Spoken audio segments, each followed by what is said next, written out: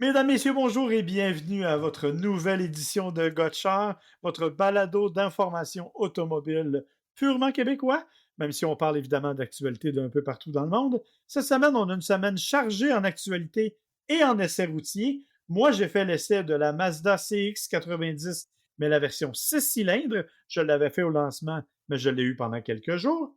Et je me suis amusé au volant de l'Alfa Romeo Giulia Estrema. Oh, Extrema! Moi, de mon Oui. côté, c'était peut-être un petit peu moins Extrema. J'ai fait mon essai du Hyundai Venue. Puis je vais aussi parler, bien sûr, d'actualités insolites, comme à mon habitude, autant chez Porsche que une bonne nouvelle pour les animaux canadiens. Moi, c'est William Bouchard. Et moi, c'est Marc Bouchard et vous écoutez Gotchard.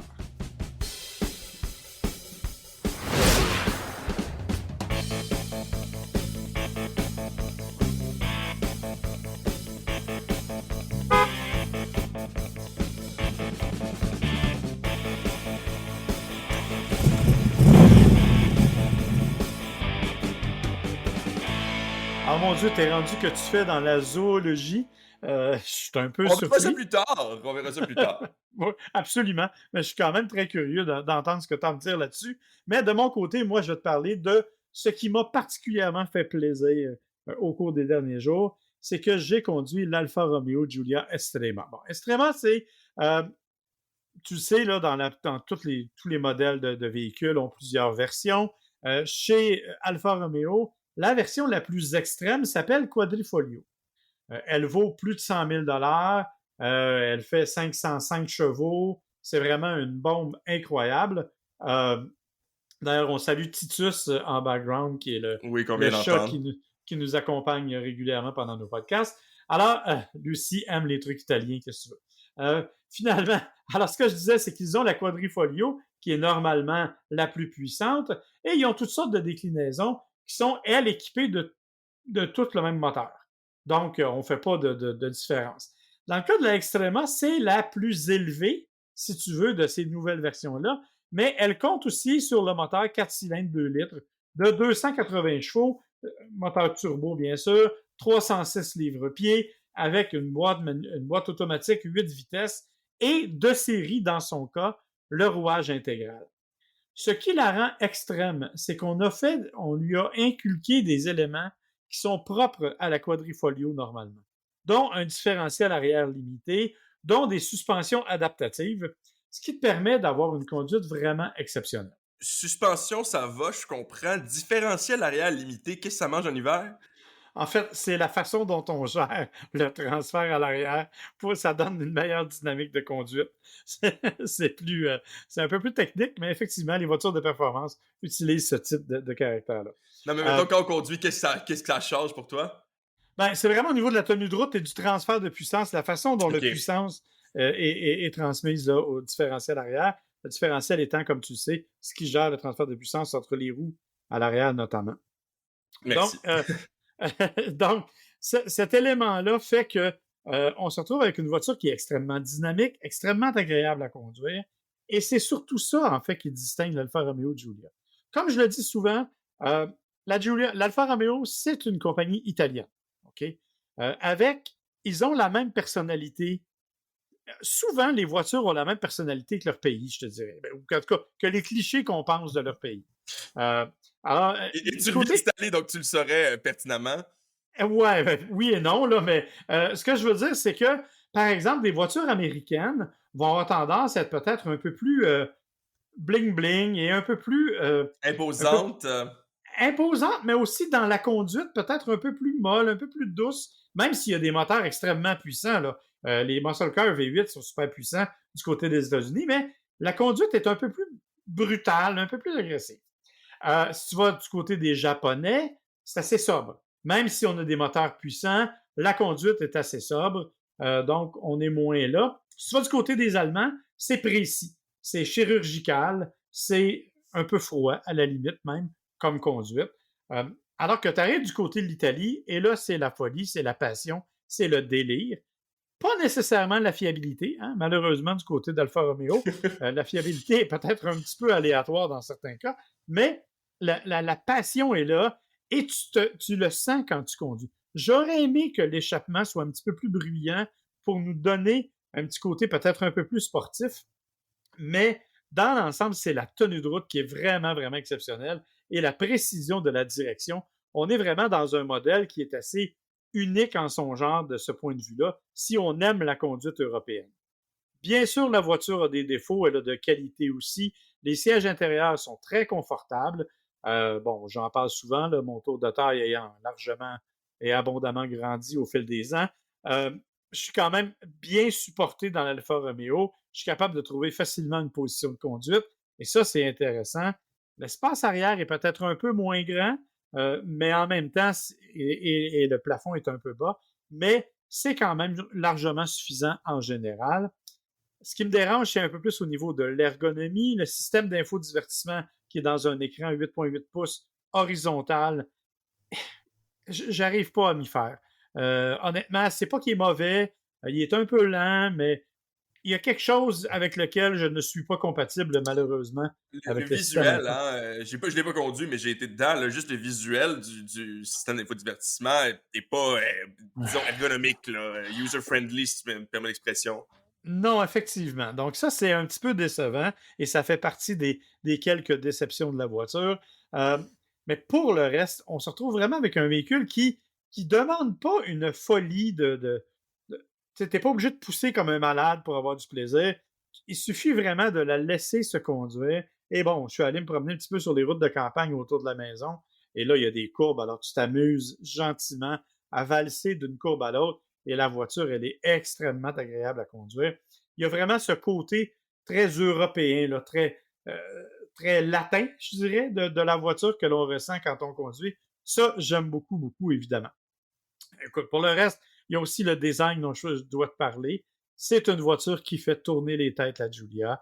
Elle est magnifique, même si ça fait une couple d'années qu'on n'a pas changé grand-chose au niveau du design. Dans le cas de la Estrema, on a des éléments en fibre de carbone, entre autres les coques de rétroviseurs, ces trucs-là, qui sont en fibre de carbone, bien sûr pour alléger, mais aussi pour donner du look. Même chose à l'intérieur. Donc, on a vraiment quelque chose qui se distingue de la masse au niveau du style, au niveau de l'originalité, au niveau de la silhouette qui est typiquement européenne. Donc, on a vraiment un véhicule qui, à mon avis, comble les désirs de ceux qui sont un peu plus passionnés. Par contre, la version Strema, ben écoute, à cause de ce qu'elle apporte, elle est un peu plus chère. On parlait de 65-66 000 dans le cas de celle que je conduisais. Jusqu'à quel point on a vraiment besoin de ça? Ben, tu l'as mentionné, tu ne savais pas vraiment à quoi servait le différentiel à glissement limité. La plupart des gens, peut-être, ne s'en rendront pas vraiment compte et je ne suis pas certain que c'est nécessairement un ajout obligatoire si vous optez pour cette voiture-là, même si oui, ça ajoute beaucoup de plaisir. Et bien sûr, le rouage intégral qui, lui, transmet le couple vraiment aux 4 roues et qui alterne en conduite dynamique qui te permet d'avoir vraiment une tenue de route incroyable. Petit élément intéressant, il y a l'ADN dans le cas de Alfa Romeo. L'ADN, en fait, c'est le bouton qui permet de choisir les modes de conduite. La réalité, c'est que A, c'est pour Advanced Efficiency, donc c'est la version Eco, si tu veux, qui te permet d'épargner le plus de carburant, mais qui évidemment limite la puissance tout autant. Il y a le N pour normal et il y a le D pour dynamique. Mais là, tu auras compris que même le tableau de bord devient rouge et les suspensions deviennent plus agressives à la limite un peu trop agressive, je te dirais. Si tu utilises ce mode-là pour aller te promener gentiment, faire un petit tour tranquille en ville, ça se peut que tu trouves que les trous arrivent souvent et arrivent vite. Donc, c'est peut-être mieux de jouer avec d'autres options. Mais honnêtement, dans l'ensemble, c'est un véhicule. Écoute, je sais que c'est pas rationnel. Là. On le sait que ce véhicule-là a eu des petits problèmes de fiabilité, puis il est cher, puis il y a comme deux ou trois concessionnaires au Québec. Il n'y en a pas des tonnes, il n'y en a pas partout. Euh, mais malgré tout, c'est un véhicule que moi, j'aime beaucoup, beaucoup, beaucoup. C'est pas la première fois que je conduisais la Giulia. J'ai conduit la Quadrifoglio. Là, j'ai conduit l'Estrema. Honnêtement, c'est un véhicule que j'aime toujours autant d'une fois à l'autre. J'y peux rien. Que veux-tu? J'ai un faible pour les Italiens, je pense. Faut croire. Faut Ah, là, croire. maintenant, si le message passe chez Lamborghini et Ferrari, je vous avoue, j'ai un faible pour les Italiens, mais je suis pas sûr qu'ils... S'ils nous écoutent, hein, On le sait pas. On lance ça dans les airs comme ça. Peut-être que moi, de mon Exactement. côté, c'est un petit peu moins cool que toi, là. Ah, le extrêmement, le différentiel et tout. Là. Moi, de mon côté, j'ai essayé le Hyundai Venue. C'est pas exactement le même feeling de conduite, mais on s'entend qu'on est pas mal plus dans le genre de choses que moi, j'irais m'acheter. Hein? Donc, on parle d'un tout petit VUS, d'un VUS sous-compact. Pas cher, là. Moi, la version que j'avais était à quelque chose comme 25 000 là, de prix de base. Bien sûr, il faut calculer toujours des frais, là, transport et préparation là-dessus. Mais on est pas mal dans le même prix que ce que j'ai essayé, là, au dernier épisode, qui était la Nissan Versa. On est pas mal dans la même gamme de prix. Puis, si j'avais à être très honnête, encore une fois, si je la mets en comparaison avec quelque chose qui est la même gamme de prix, on est avec quelque chose de très similaire au niveau du moteur puis de l'expérience de conduite. Là. Ah, tu te souviens peut-être de mon opinion du moteur de la Versa, mais disons que c'est même pour moi qui est pas nécessairement un amateur de grande vitesse, là, un moteur comme celui du Venue qui est 121 chevaux, 113 livres-pieds de couple. Ouais, t'es pas dans la grande puissance, effectivement, là. Ben, mettons que rentrer sur l'autoroute, des fois, ça prend une petite seconde de plus qu'on aimerait, là. Tu sais, juste partir à un stop, là, quand ça prend une petite seconde pour que le véhicule réagisse, c'est clair on n'est pas nécessairement dans le même mood que quand, justement, on essayait l'Ioniq 5, l'Ioniq 6 ou encore cette semaine, hein, le Kia Stinger. On n'est pas du tout dans le même, Ouais, dans le même là, créneau. t'es dans un autre monde un peu, là. Ouais, mais ça va être la semaine prochaine ou au prochain épisode, hein. Mais dans tous les cas, l'affaire, c'est qu'il faut pas voir ce véhicule-là comme ça, selon moi. Je Ben pense qu'il non. faut le voir pour ce qui est. Il faut le voir pour un véhicule à 25 000 où la personne qui va l'acheter va s'en foutre carrément du moteur et va plutôt l'acheter parce que ça t'amène du point A au point B de manière assez fiable en te permettant d'écouter ta musique. Puis on va se le dire, là, dans le trafic à Montréal, le moteur, ça change pas vraiment grand-chose, là. Non, effectivement. Sauf si tu décides de partir en fou, mais ça dure pas longtemps en général. Non, effectivement, il y a quelque chose qui t'arrête, c'est un autre char, un mur ou la police, mais dans tous les cas, euh, dans tous Idéalement, les idéalement des choix que tu as offerts, je préférais encore la police, mais C'est bon. rare qu'on dise ça, hein? C'est rare qu'on préfère la police, mais je te comprends. Quoi qu'au moins, l'avenue est pas trop cher à remplacer si jamais il y a quelque chose. Mais dans tous les cas, il faut dire que je l'ai quand même préféré à mon expérience avec la Versa. Puis laisse-moi t'expliquer pourquoi. Je te dirais que le système d'infodivertissement, ben, c'est toujours ça mon critère, mais il est vraiment bien fait pour un véhicule qui est aussi pas cher, là, on va se le dire. C'est le système d'infodivertissement Hyundai. Puis en fait, je te dirais qu'il va quasiment mieux que celui de l'Ioniq 6 qu'on a essayé. Entre autres parce que il y a lui le Apple CarPlay Android Auto sans fil aussi, hein. Donc ce qu'il n'y avait pas dans la Versa, puis ce qu'il n'y a pas non plus dans l'Ioniq 6, étrangement, il est juste filaire, celui dans l'Ioniq 6, même si le véhicule est plus récent. Donc, j'ai vraiment beaucoup apprécié mon expérience. C'était facile d'utilisation. L'écran est bien positionné. OK, c'est tactile. J'aime toujours ça, avoir des petits boutons physiques, analogues. C'est peut-être mon seul côté vieux jeu. Mais malgré tout, les boutons, ils étaient grands, ils étaient bien placés. Donc, écoute, faut croire que j'aime le Apple CarPlay. Puis, faut croire que c'est meilleur quand c'est sans fil. Hein? Donc, j'ai rien à dire à ce niveau-là. Peut-être qu'on aurait voulu plus là en termes de sécurité. Là, la caméra de recul, le super fisheye, donc qui donne une distorsion de la perspective, c'est pas super pratique. J'ai eu l'air d'un bel épais en essayant de sortir d'un parking en parallèle parce que ça donne vraiment pas la bonne vision des choses. Mais sinon, on s'entend qu'on a ce qu'on paye, tu sais, puis tant qu'à la comparer avec la Versa, encore une fois, au moins là, on a un espace qui vaut la peine. Là, hein? On a fait des commissions, on a transporté des choses dedans, on a pu remplir la valise quand même de manière assez intéressante, le siège arrière de manière assez intéressante, tandis que quand on va avec les berlines, même chose, hein, je dis les berlines, mais c'est en général les berlines, c'est le cas aussi pour toutes les berlines du côté de Hyundai, donc l'Ioniq 6, sinon les Elantra et Accent, bien sûr, sur lequel le venue est basé de ce monde. On Accent s'entend qu'on n'a qui pas a la même. disparu, là. Oui, oui, Accent mais qui est... Je parle des Ouais. modèles Hyundai en général. Là. Je te parle pas. De toute façon, ça fait quelques moments qu'il est disparu, mais il y en a encore beaucoup sur la route. On peut encore en acheter pas mal des usagers, là, des accents. Je sais qu'il a disparu, mais n'empêche que si on compare ça avec les autres modèles qu'on produit Hyundai, parce que le Venue a remplacé l'accent dans le fond dans la gamme Hyundai en tant que VUS, je comprends pourquoi on a fait ça, parce qu'on est capable de l'offrir au même prix, avec à peu près le même moteur, avec légèrement plus d'espace. Mais c'est un peu ça mon problème. Je comprends pas comment est-ce qu'on est capable d'offrir un véhicule avec plus d'espace, plus grand, plus de fonctionnalités pour moins cher que des véhicules qui en ont moins. Mais bon, ça, faudra m'enseigner l'économie d'échelle. Ouais, puis en fait, c'est qu'il y a toutes sortes d'éléments qui sont différents là, au niveau de la structure, mais en fait, la plateforme est sensiblement la même, donc les coûts ne sont pas nécessairement plus élevés là, là-dedans. Effectivement, là où tu as raison, c'est que le Hyundai Venue, on veut le présenter comme étant une première voiture pour des gens qui veulent avoir une petite alternative pas trop chère. Je t'avoue que moi, ben, j'aime moins le Hyundai Venue, là, j'en suis pas le plus grand fan parce que je suis comme toi, je trouve qu'il est sous-motorisé. Mais là où tu as parfaitement raison, cependant, c'est que pour quelqu'un comme toi qui est en ville, qui a des besoins de transport occasionnels et pas particulièrement massifs, puis qui a des besoins de stationnement assez différents des miens, je pense que Justement, c'est un je suis excellent pas choix. particulièrement massif, ça s'applique aussi pour le stationnement. Puis ça, à ce niveau-là, j'ai absolument rien à dire. Vraiment, la seule chose, c'est le moteur. Donnez-y un tout petit peu plus de torque, puis ça va avoir du sens. Puis je suis vraiment pas un gars qui disons, amateur de performance dans la vie. Là, c'est vraiment juste parce que là, il en manque. Là, on le sent quand on part, il en manque un peu.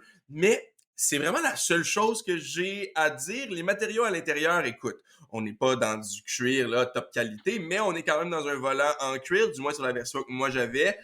OK, les coques en plastique qui sonnent un peu creux pour le reste de l'habitacle, mais les matériaux du siège étaient parfaitement confortables. Donc, encore une fois, pour quelque chose du même prix que la Versa, moi j'ai trouvé qu'on avait quelque chose qui était plus agréable en termes de matériaux, plus agréable en termes de système d'infodivertissement, mais comme on l'a dit, là, la conclusion, c'est mettez-y un moteur là, 20% plus fort, puis on va avoir de quoi d'intéressant. Bonjour. On est d'accord, taboire, on C'est s'améliore. rare, hein? Ouais. Écoute, moi, parlant de moteur, je vais faire un saut vers quelque chose. Parlant de moteur et de dimension, OK, parce que je vais sauter dans quelque chose qui est un peu plus imposant. C'est le nouveau Mazda CX-90, donc le nouveau véhicule 7 passagers que Mazda a lancé cette année, qui va remplacer le CX-9, c'est maintenant officiel. Le CX-9 disparaît en fin d'année cette année, donc on arrive avec quelque chose d'assez différent. Mais le CX-90, la particularité de celui que j'ai essayé, parce qu'il existe en version hybride branchable, on en a déjà parlé. Là, on parle de la version moteur 6 cylindres, bon, avec une hybridation légère, là, mais l'hybridation légère, là, c'est juste une batterie de 48 volts qui aide à certains systèmes électriques. Là. On n'est pas dans quelque chose vraiment qui va te permettre de faire une économie majeure au niveau du carburant. Mais moteur 6 cylindres de Mazda, moi, dans la version que j'avais, développé 340 chevaux, quand même. C'est le plus puissant véhicule Mazda de série qui a jamais été produit. Quand même. Oui. Et avec une nouvelle transmission automatique conçue par les gens de Mazda aussi. Évidemment, tout ça va s'appliquer sur le prochain CX-70 qui s'en vient au cours des prochains mois, qui est la même version que le véhicule, mais en version 5 passagers au lieu de 7. On a utilisé ce véhicule-là au cours de la fin de semaine pour se déplacer un peu partout. On est allé avec des amis assister à un concert extérieur, à une fromagerie dans le coin de Warwick, entre autres. Et on avait des gens jusque sur la 3e rangée. Évidemment, comme dans la plupart des véhicules de cette nature-là, une chance qu'il y avait juste une personne dans la 3e rangée. Ça nous a permis d'abaisser l'autre siège puis de transporter tout notre matériel, là, parce qu'il fallait traîner la glacière et les chaises. Mais l'espace est un peu limité à l'arrière au niveau du chargement. Pour le reste, c'est un véhicule qui est, ma foi, très impressionnant. Même les gens avec nous n'en revenaient pas. La qualité de finition à bord de ce véhicule-là, c'est vrai que j'avais le plus haut de gamme, mais la qualité de finition à l'intérieur de ce véhicule-là, elle est exceptionnelle. Le moteur est puissant, il est doux, il est relativement économique. Honnêtement, c'est une belle réussite. J'en ai déjà parlé parce que je suis allé assister au lancement. Je voulais juste faire une petite mise au point sur mon essai d'une semaine qui m'a tout autant impressionné. Évidemment, c'est gros. La conduite est pas dynamique parce que c'est un gros véhicule, mais c'est quand même moins pire que bien de ses rivaux. C'est honnêtement, là, sincèrement, quelque chose d'assez intéressant à ce point de vue-là. 65 000 c'était le prix de ma version d'essai qui était, je le répète, la plus élevée de la gamme. Ça joue entre 50 et 65 si tu veux. Là. Quand même pas si mal. Ben, c'est pas si mal pour un 7 passagers. Comme je te dis, il faut aimer le genre. Moi, je trouve que le look est bien, mais bon, tu sais, chez Mazda, on est toujours dans le même style. Là. À un moment donné, je trouve ça magnifique, mais je commence à trouver que ça vieillit un peu, le style C'est là-dessus Kodo. qu'on Là. mise. C'est là-dessus qu'on mise, il faut dire. Ouais. Ouais, mais on mise beaucoup. Et ça, c'est particulier. Et bon, je ne ferai pas toute la nomenclature ici, là, mais tu le sais, chez Mazda, on aime beaucoup, beaucoup rappeler son héritage japonais. Donc, on utilise beaucoup d'éléments. Bon, la notion Kodo, le Jinba Itai dans certaines versions, certains véhicules, comme la Mazda MX-5 que je conduis cette semaine. Et il y a toutes sortes. Il y a aussi une qualité de finition, une façon de finir dont on a avec des textures et des surpiqûres, qui est une inspiration japonaise dont le nom m'échappe. Mais, on fait beaucoup, beaucoup appel à cet héritage-là, cette espèce de patrimoine japonais chez Mazda qui se reflète dans les détails. Et ça paraît au niveau de la finition, entre autres. Bon, évidemment, rouage intégral, tout ce que tu veux au niveau du CX-90. Je ne répéterai pas tout ça parce qu'on l'a déjà fait, mais je voulais simplement faire une petite mise au point et dire ce véhicule-là, honnêtement, en version 6 cylindres, m'a impressionné plus, je pense, que la version hybride branchable. Moi, si j'avais le choix, j'opterais probablement pour le 6 cylindres. Oui, il est un peu plus dispendieux en essence, mais je trouvais que le moteur était beaucoup plus doux, que les accélérations sont beaucoup plus vives que même la version électrique, ce qui est étonnant. Mais honnêtement, j'ai beaucoup aimé ce véhicule.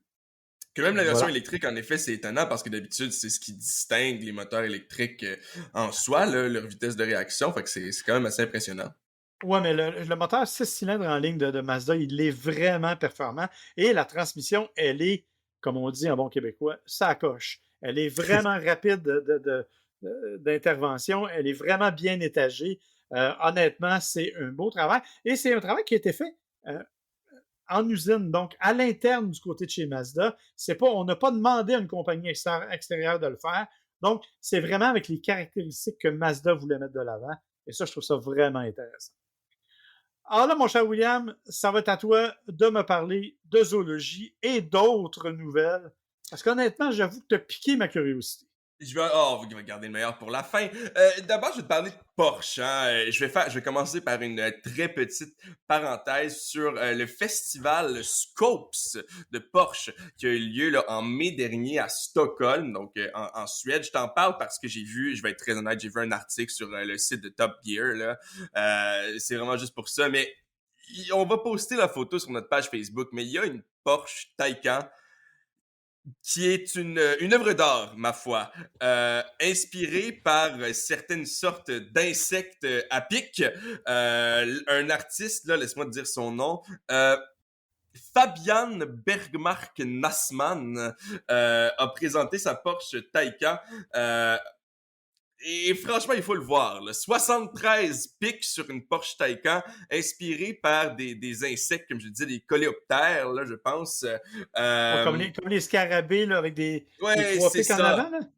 Exact, oui, c'est ça, les Une scarabées. espèce de scarabée rhinocéros, là, genre. Voilà. Donc, c'était... j'en parle aussi parce que je savais pas que Porsche avait comme ça un festival d'art à Stockholm. Je sais pas si c'est dur à Stockholm, mais cette année, ça l'était. Mais c'est ça s'appelle le festival Scopes.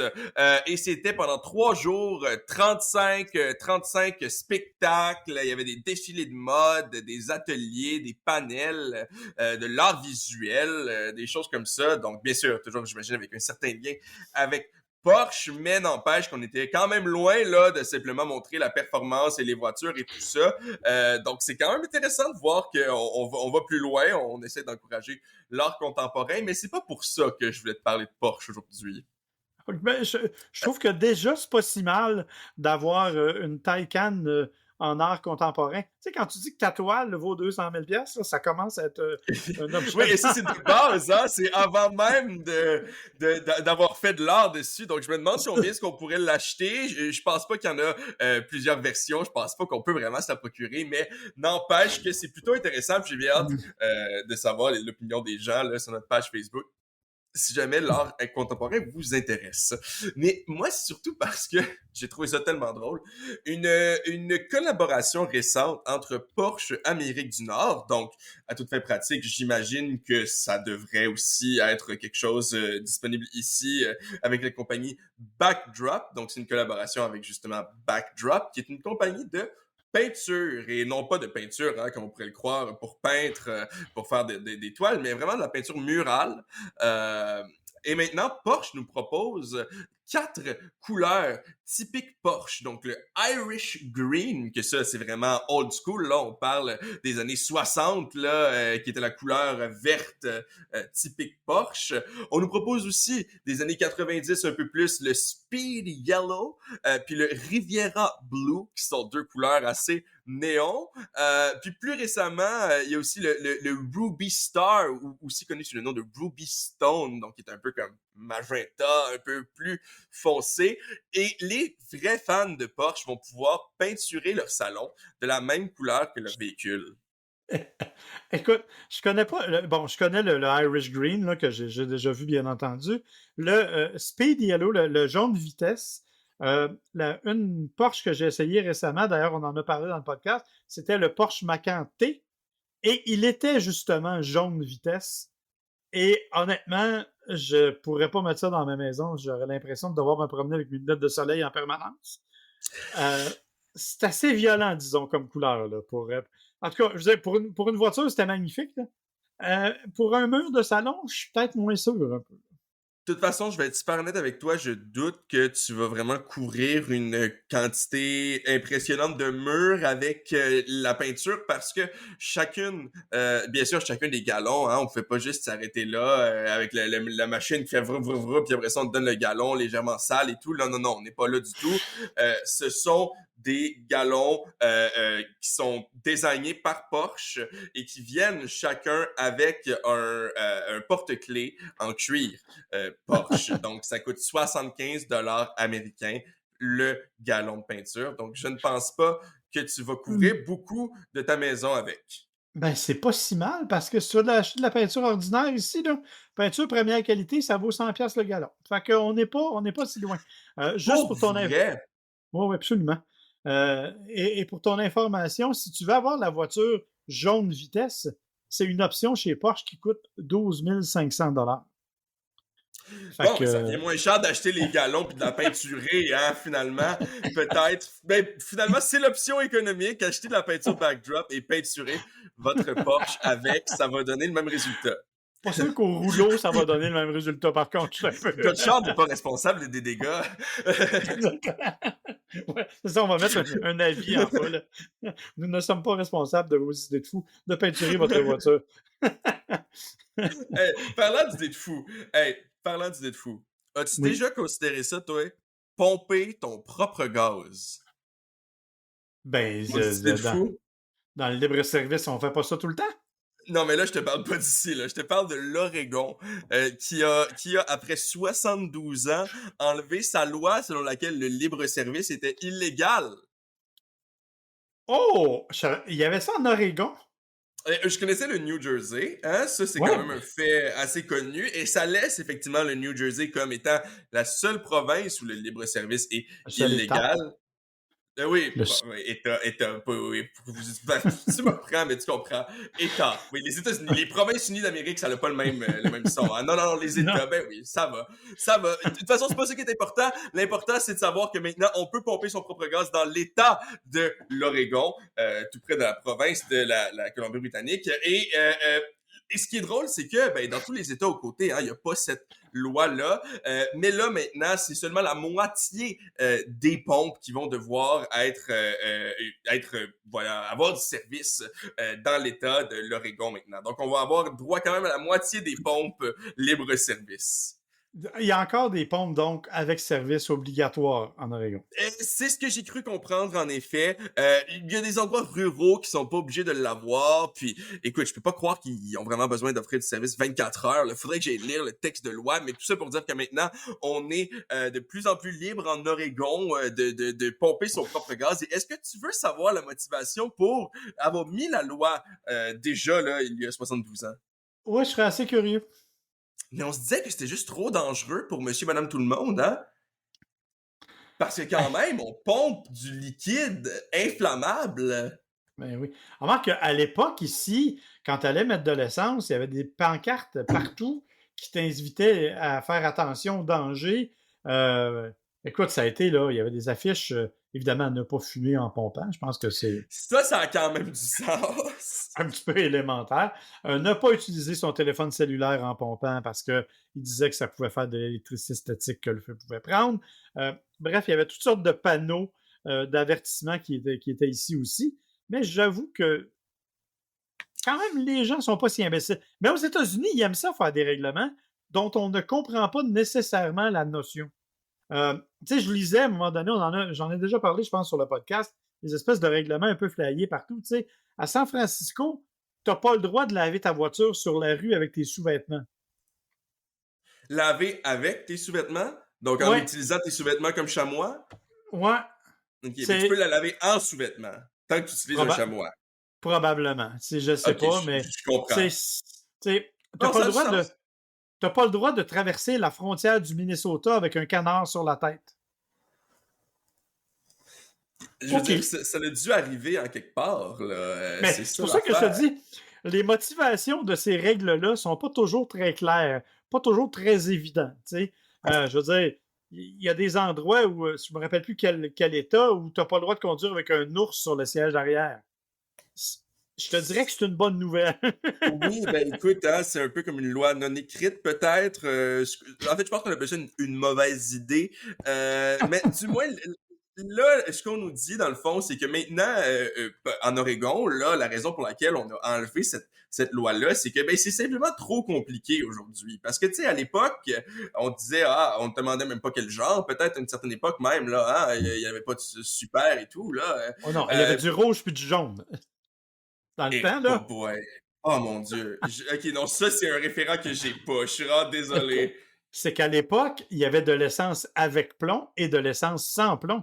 Si tu remarques encore aujourd'hui, Elle dans est écrite les sans portes, plomb.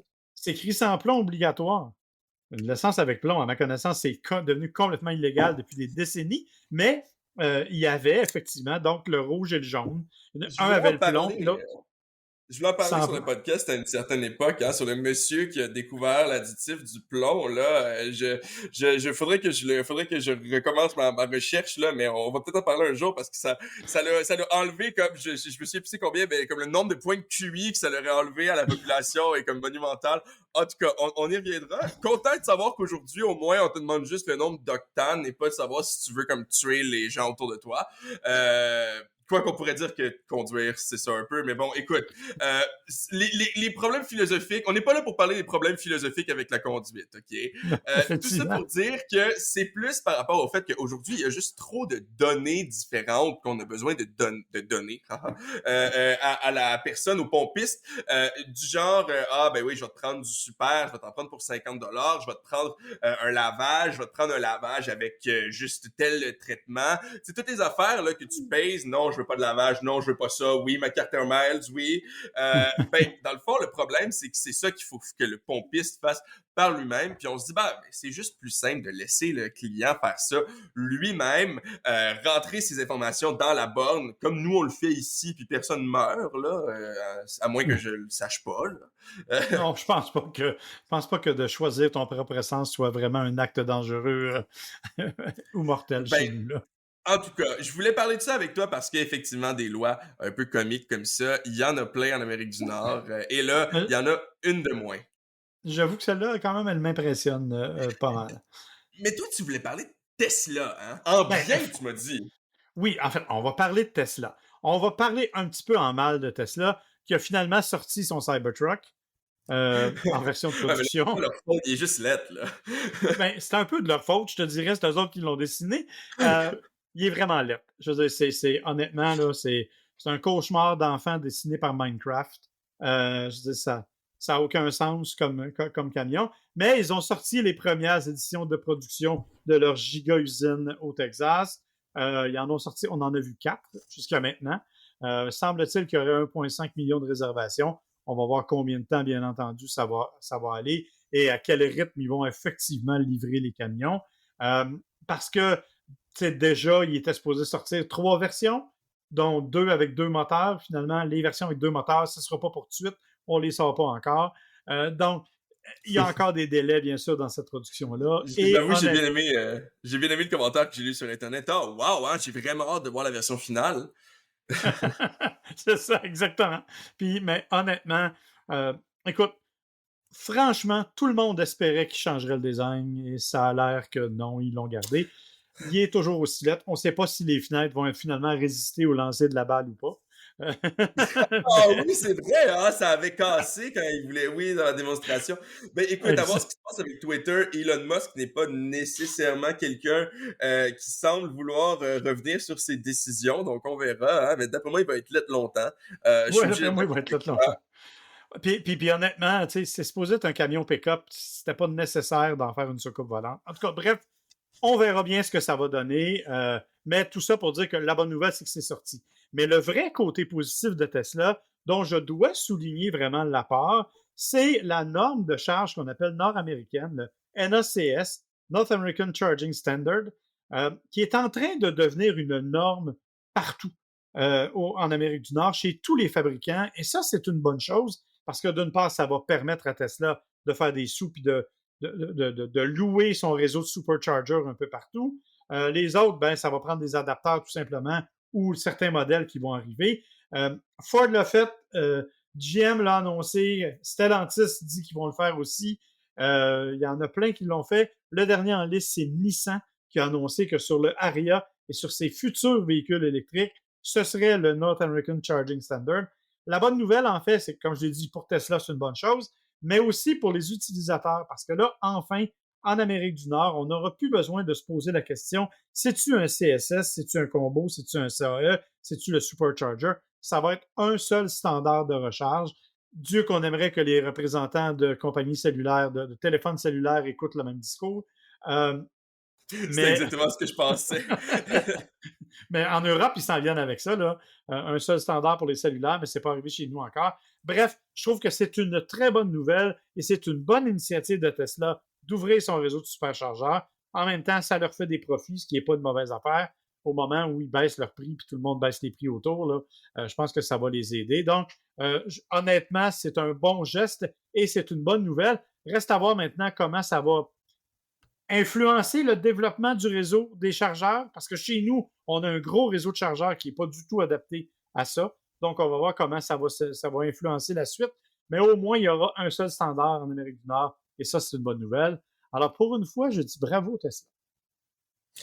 Il faut le faire, marquons la date sur le calendrier. Ça, je te pose dire, enregistrons ce podcast et mettons un petit cœur au bout, parce que ça va être assez rare.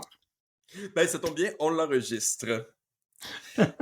Enfin, pourquoi est-ce que les animaux du Canada vont être contents? Laisse-moi t'expliquer. Peut-être c'est surtout le lien avec l'automobile que je comprends pas des animaux qui vont être contents. Là. Ben, c'est quoi le rapport principal qu'entretiennent les voitures avec les animaux sauvages? Je te dirais que c'est un rapport assez frappant. En général. Oui, hein, c'est pas mal ça. C'est pas mal à ça que je faisais référence. On parle ici ben, en tout cas, laisse-moi commencer avec le contexte. À Banff, il y a à peu près 30 ans, il y avait 100 orignaux, là, élans par année qui mouraient de collision avec des voitures sur l'autoroute, dans le fond, sur la route qui passe à travers le parc national. Ils ont construit un pont pour pour la nature, là, je sais pas comment le dire, un pont naturel. Et maintenant, en 2023, il y en a presque aucun qui se font frapper chaque année, simplement parce qu'ils prennent le pont naturel. Et là, ce qu'on nous dit, c'est qu'il va y avoir un pont naturel comme ça qui va être installé de l'autre côté de Calgary, donc à l'ouest de Calgary, sur l'autoroute transcanadienne. Puis pourquoi j'en parle? Ben, parce que c'est quand même un gros projet d'infrastructure routière. Hein? C'est l'équivalent de faire un tunnel, mais pas dans une montagne, en gros, parce que c'est un gros projet. On parle de 12 millions de dollars quand même pour celui qui va être Oh, construit du côté de Calgary. 12 millions? 12 millions de dollars, absolument. Ouais, OK. C'est effectivement un Donc, gros projet. c'est quand même un gros projet. Puis surtout, ce qui est difficile, c'est le design de tout ça. Parce que soyons honnêtes, là, ben, les voitures, ça n'a comme pas vraiment à faire dans ce coin-là, si on prend le point de vue naturel de la chose. Donc, c'est un peu comme des intrus hein, à l'intérieur de cet écosystème-là. Puis, ben, dans le fond, la job de ces ingénieurs-là, c'est de faire vivre cet écosystème-là par-dessus les voitures. Donc, c'est un peu comme le tunnel Ville-Marie, mais à la place d'être le centre-ville de Montréal, c'est des orignaux, tu sais. Puis, de la façon que c'est fait, moi, la raison pour laquelle je t'en parle, c'est que c'est franchement intéressant de la façon que c'est fait parce qu'ils doivent ben, passer par-dessus, bien sûr, l'autoroute transcanadienne et simuler d'un côté des conditions qu'ils appellent de uplands, quelque chose comme ça, highlands et lowlands. Donc, il faut qu'ils reproduisent des conditions différentes pour que les animaux considèrent ça comme étant une véritable partie de leur écosystème, puis se sentent à l'aise de traverser de l'autre côté parce qu'ils traverseraient pas simplement un pont plat. Puis aussi, il faut faire attention parce que, ben, évidemment, hein, les autoroutes, ça va dégrader cette structure-là. Donc, les plantes qui vont être choisies vont l'être à la fois parce qu'ils vont renforcer cette structure-là, vont faire partie de l'écosystème, puis aussi, au fur et à mesure là, qu'ils vont maturer, parce que le plan est bien sûr qu'à long terme, on n'a pas besoin d'y retoucher, ça va devenir de plus en plus fourni comme écosystème jusqu'à quasiment cacher l'autoroute. Donc, on a des projets qui essayent d'intégrer l'autoroute avec la nature, puis je pense que juste ça, ça mérite d'être mentionné. Puis quand même, qu'on mette 12 millions de dollars pour sauver des élans, ça donne un peu d'espoir pour la vie de ces animaux Ouais, sauvages. je suis d'accord avec toi. Moi, j'ai déjà vu des passages de tortues. Euh, En Ontario, entre autres, j'en ai vu quelques-uns où, sous la route, on a fait une espèce de tunnel là, et qui est adapté pour que les tortues puissent traverser d'un côté à l'autre. Mais tu sais, ça, c'est pas très coûteux, puis c'est assez facile à faire. Mais là, vraiment arriver avec une infrastructure de cette nature-là, ben oui, tu as raison de le souligner. C'est un projet qui vaut la peine. C'est une très bonne idée. C'est tout ce que j'avais pour toi cette semaine, moi de mon côté. Toi, t'avais d'autres choses? Non, moi, c'est bien aussi. Ça fait pas mal le tour, je pense. Ça fait quand même une émission assez chargée. Évidemment, on vous remercie d'être avec nous. On a quand même une petite nouvelle en terminant, et je tiens à le dire. C'est le premier enregistrement de William Bouchard, journaliste automobile, membre de l'Association des journalistes automobiles du Canada, Merci, euh, merci. dont la candidature a été acceptée il y a quelques jours. Alors, William, je suis très heureux que tu te joignes à l'association. Association dont j'ai été membre pendant plus d'une quinzaine d'années, dont je suis toujours membre. Alors, je suis content que ce soit le duo père-fils qui soit membre. Évidemment, on vous remercie d'avoir été avec nous aussi. On vous invite à nous suivre, bien entendu, sur la page Facebook Gotchard Podcast, sur nos Facebook personnels, Marc Bouchard ou William Bouchard. Bien sûr, il y aura des développements au cours des prochains mois, on espère, de toutes sortes de façons. Et on vous invite à vous abonner. Sinon, à venir sur le site gotchard.com, bien sûr, où on est toujours là. Alors, sur ces belles paroles, mon cher William, je te remercie encore et je te souhaite une bonne semaine. À la prochaine!